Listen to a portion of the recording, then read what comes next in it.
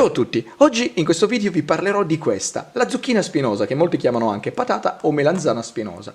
È un qualcosa di davvero particolare, ma vi assicuro ottimo da mangiare e soprattutto facile da coltivare, anche in casa, quindi io vi consiglio di seguire il video e di provare a rifare ciò che vi mostrerò, perché sono certo che quando otterrete il primo raccolto sarete davvero orgogliosi di averlo fatto.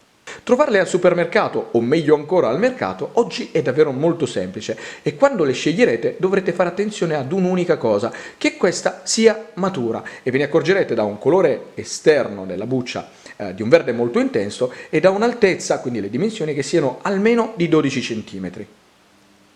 Ed una volta trovato, procurarsi un recipiente, che sia un bicchiere o una tazza sarà completamente indifferente, trasparente sarebbe l'ideale, alto più o meno 10 cm e con un diametro che permetta di fare questa operazione, quindi di andare ad inserire il frutto all'interno senza che lo stesso ci cada dentro, ma che ne vada soltanto una parte all'interno e il resto all'esterno, così.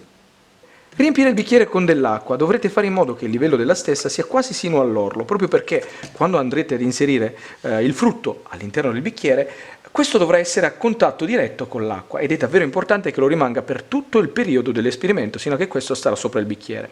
Altra cosa importante è che quando lo inserirete la parte superiore, quindi quella col picciolo, vada verso l'alto e la parte che andrà a contatto dell'acqua sia quella basale, quindi quella piatta. Riconoscere la parte superiore da quella inferiore è davvero molto semplice. Innanzitutto quella superiore ha il picciolo ed in più è stretta ed a punta. Quella inferiore invece è tondeggiante, quasi piatta e molto larga ed in più ha questo spacco, davvero visibile. Ed una volta inserito, posizionare il tutto in un punto dove prenda sì molta luce, però mi raccomando, non i raggi del sole diretti. Trascorsi più o meno 10 giorni, andando a riprendere il tutto, si può notare che nella parte inferiore qualcosa è già nata, quindi c'è un piccolo germoglio e una radice. Cambio inquadratura per mostrarvi meglio come appaia la giovane radice che è appena nata, eccola qua, ed il piccolo germoglio, eccolo qua. Ed una volta che spunteranno la radice e il germoglio, questo andrà comunque reinserito all'interno del bicchiere, però girandolo al contrario, quindi la parte piatta questa volta andrà verso l'alto e la parte a punta verso il basso, in questa maniera. Ecco qua. Trascorsi soltanto 2 giorni, riprendendo il tutto, si può notare che il germoglio è cresciuto davvero tanto, adesso è alto più o meno 8 cm e insieme ad esso è cresciuta anche la radice che c'è alla base, sarà più o meno 1,5 centimetri. Eccola qua. Trascorsi altri 7 giorni, guardate quanto il germoglio sia cresciuto, adesso sarà alto più o meno 15 cm, quindi direi che è davvero arrivato il momento di posizionare il tutto a dimora nel terreno. Se avete la fortuna di avere un giardino, l'ideale per questa pianta è quello di essere messa in terra piena, proprio perché in questo modo potrà sviluppare l'apparato radicale e di conseguenza anche i rami. Considerate che nelle condizioni ideali i rami potranno superare tranquillamente i 10 metri. Se invece il terreno non ce l'avete, basterà procurarsi un vaso che abbia però un diametro di almeno 30 cm. Quando andrete ad inserire questo all'interno del terreno, dovrete fare in modo che lo stesso lo copra completamente, per almeno 1 centimetro, quindi semplicemente fare un buco. Quindi se questo è alto più o meno 12 cm, fatelo più o meno di 15 e semplicemente andarlo ad inserire in questa maniera. Dopodiché coprire. Così. Ricoperto col terreno, bagnate il tutto molto abbondantemente. Fate in modo che il terreno sia davvero zuppo.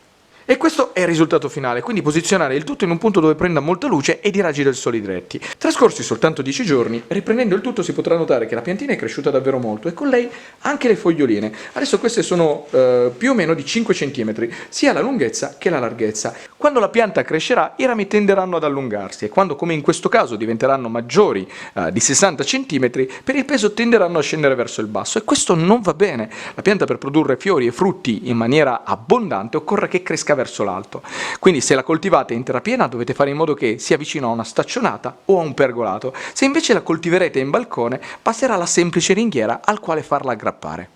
Questa è una pianta rampicante che si svilupperà davvero molto e se le si darà la possibilità di crescere liberamente, casomai in terra piena, diventerà davvero molto grande. Fate una proporzione con le dimensioni della mia mano per capire quanto siano grandi le sue foglie.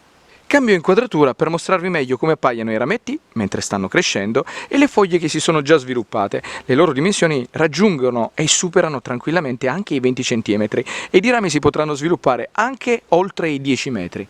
Quando la pianta sarà diventata adulta inizierà a produrre i primi fiori, che sono di color giallo e hanno una dimensione di circa 1,5 cm. Se saranno fecondati alla fine del loro ciclo vitale faranno nascere il frutto, che poi si potrà raccogliere. Che inizialmente sono davvero molto piccini, fate una proporzione con le dimensioni del mio dito per capire quale sia la dimensione del frutto. E se tutto andrà come si spera, nel giro di brevissimo tempo, questo crescerà, e crescerà davvero molto. Trascorsa meno di una settimana, il frutto è cresciuto davvero molto. Fate una proporzione con le dimensioni della mia mano per capire quanto si sia ingrandito. Quando diventerà più o meno 15 cm di altezza e il suo colore passerà da un verde intenso ad un giallognolo, allora lo si potrà raccogliere. Per farlo sarà sufficiente andare dove si collega alla pianta madre e semplicemente staccarlo in questa maniera. E questo è il risultato. E con questo il video si conclude, spero che vi sia servito per imparare qualcosa di nuovo, di utile e di divertente. Se vi è piaciuto mi raccomando lasciate un commento, mettete un mi piace, ma soprattutto iscrivetevi al canale e già che ci siete dategliela un'occhiata perché sono quasi sicuro che adesso con i video che ho caricato, casomai qualcosa di carino all'interno del canale riuscirete a trovarlo. Detto questo vi saluto e vi aspetto al prossimo video.